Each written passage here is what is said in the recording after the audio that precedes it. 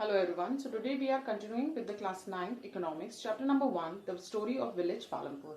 In this video we'll be mainly continuing with the farming activities of the village Palampur, and then we'll talk about the non-farming activities in the village Palampur.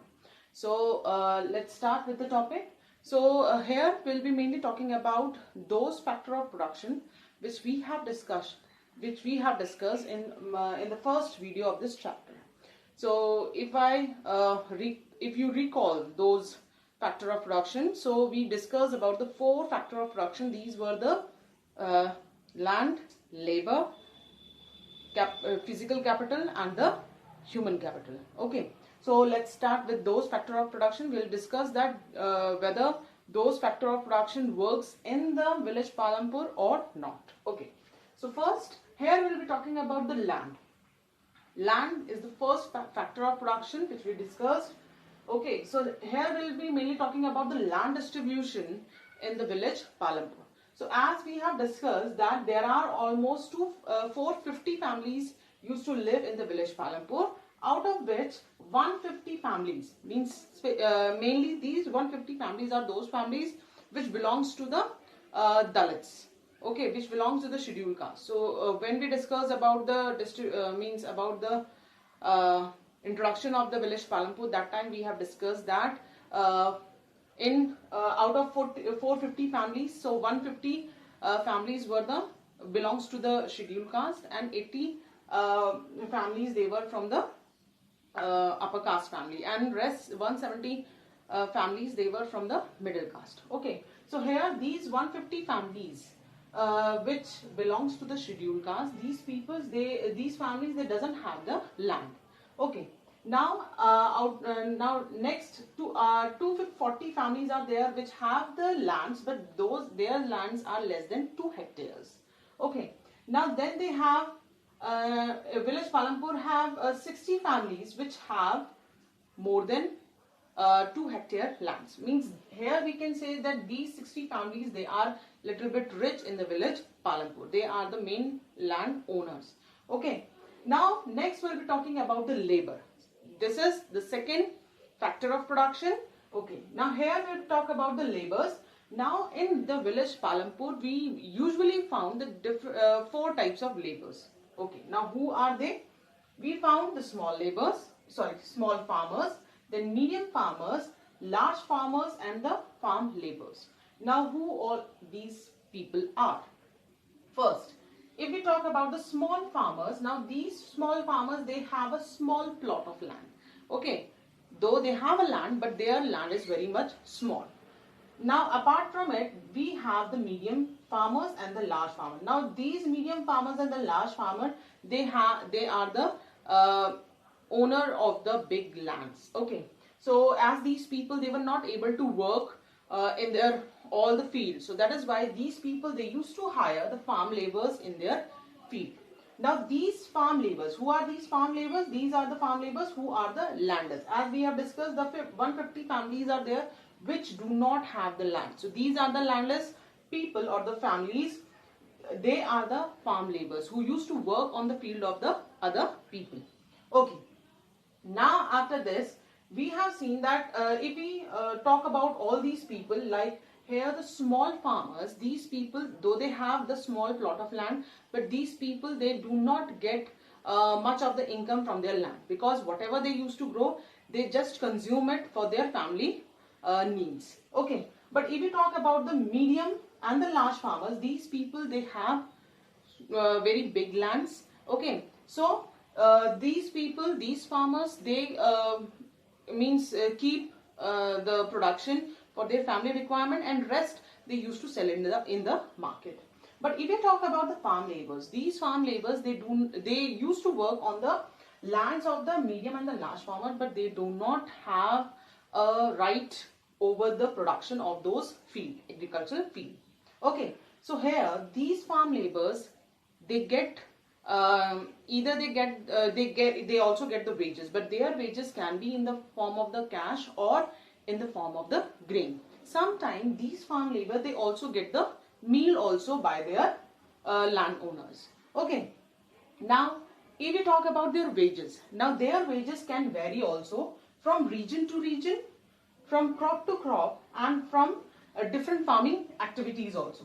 Now if we talk about the duration of their employment, now these duration of employment also varies.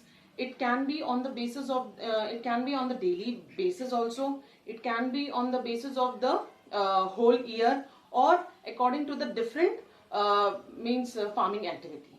Okay, now but we have seen that our government, they have made a minimum wages for these farm laborers. Now the minimum wages of these farm labor is about rupees 60 per day.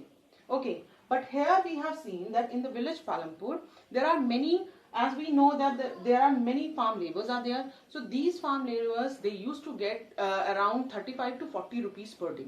Now the reason behind getting so much of low wages, now because we have a good amount of these farm laborers in the village Palampur, so that because of that what happens, that there is a heavy competitions goes on between among all these peoples. Okay, so because of that what happened, that every farm labor is ready to work at the lower wages.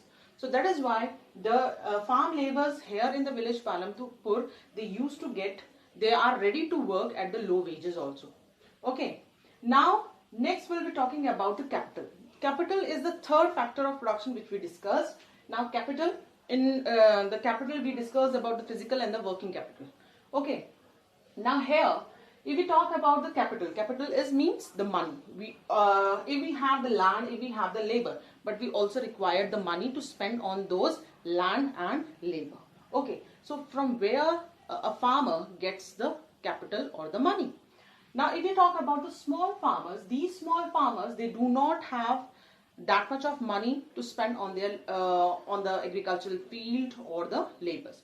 So the small farmers, they used to borrow the money from the either they borrow these money from the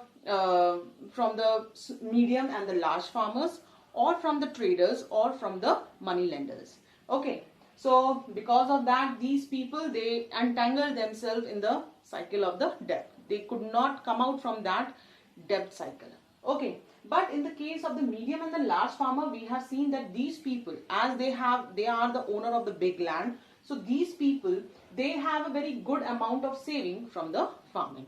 Okay, now we'll discuss later that how these medium and the large farmer, they were able to get the saving from the agricultural field.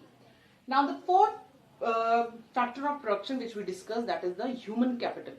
If we had land, labor, capital, but we also required a knowledge behind it, that how we can manage all these things together, how we can earn a profit from by getting all these factor of production.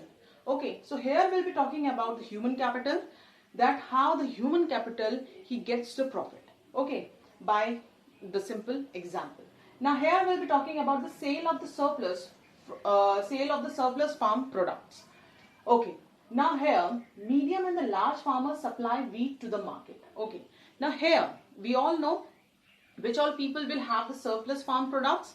Now what is the surplus means? Now surplus means that if a farmer is working working on the field, and he is growing good crops, so whatever the production he gets, some of the production, some of the output, he will keep at his home for his family requirement, but the rest which is left, the rest amount which is left from the production, that will be called as the surplus. Okay, for that surplus, the farmer will sell those surplus in the market. So here the medium and the large farmer, as these farmers, they get the surplus from their agricultural field. So all these people, they supply wheat.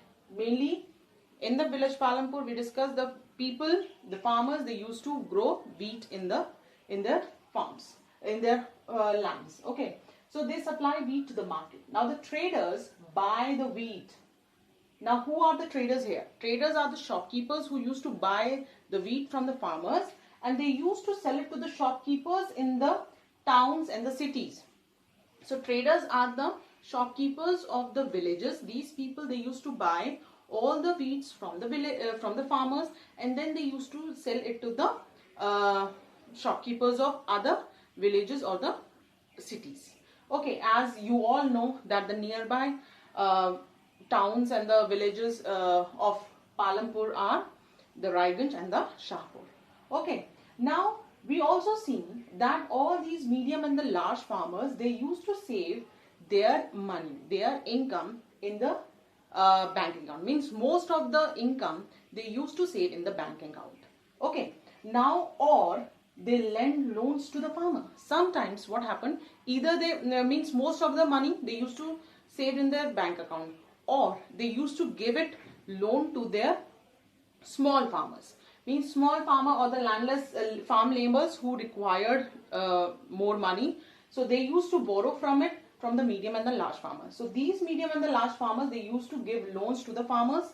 Okay, or they spend on the working and the fixed capital for the further production.